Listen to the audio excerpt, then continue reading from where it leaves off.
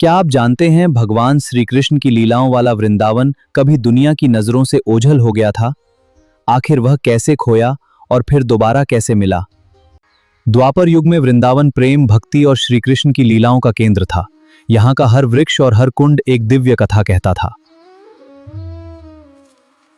श्री कृष्ण के प्रस्थान के बाद सदियां बीतती गईं।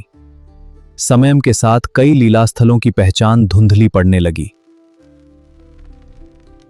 धीरे धीरे कई पवित्र स्थान जंगलों और समयम की परतों में छिप गए। असली वृंदावन की पहचान कठिन होती चली गई। 16वीं शताब्दी में श्री चैतन्य महाप्रभु वृंदावन पहुंचे। उन्होंने इस पवित्र भूमि को फिर से पहचानने का अभियान शुरू किया। महाप्रभु के शिष्यों षड गोस्वामियों ने प्राचीन ग्रंथों और स्थानीय परंपराओं के आधार पर अनेक लीलास्थलों की पहचान की। धीरे धीरे प्राचीन मंदिरों का निर्माण और पुनर्स्थापन हुआ। वृंदावन फिर से भक्ति का प्रमुख केंद्र बन गया। आज का वृंदावन उसी पवित्र परंपरा को आगे बढ़ाता है। इतिहास, आस्था और भक्ति आज भी इस भूमि को जीवंत बनाए हुए हैं। वृंदावन केवल एक स्थान नहीं, यह करोड़ों लोगों की आस्था, प्रेम और भक्ति का जीवंत प्रतीक है। 1515 ईस्वी एक संत ने कहा, असली वृंदावन खोया नहीं, बस दुनिया उसे भूल गई है।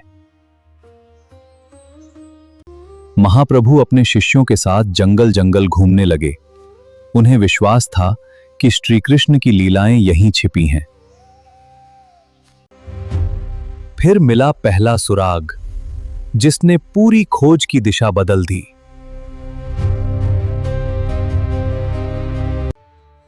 ग्रंथों और स्थानीय परंपराओं की मदद से एक एक लीलास्थल की पहचान होने लगी।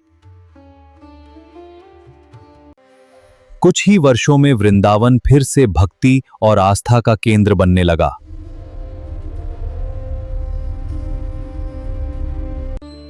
लेकिन क्या आज का वृंदावन वही है जहां श्री कृष्ण चले थे? इसका उत्तर आगे है।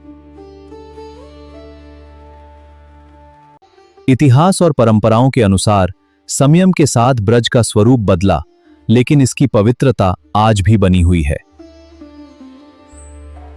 यमुना का प्रवाह बदला, जंगल बदले, बस्तियां बदली, लेकिन श्री कृष्ण की स्मृतियां आज भी ब्रज की मिट्टी में जीवित हैं।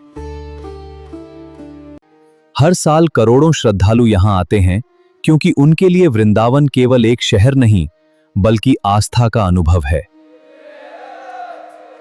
शायद वृंदावन कभी खोया ही नहीं था, खो गई थी उसे पहचानने वाली नजर। और यही इस पवित्र भूमि का सबसे बड़ा रहस्य है।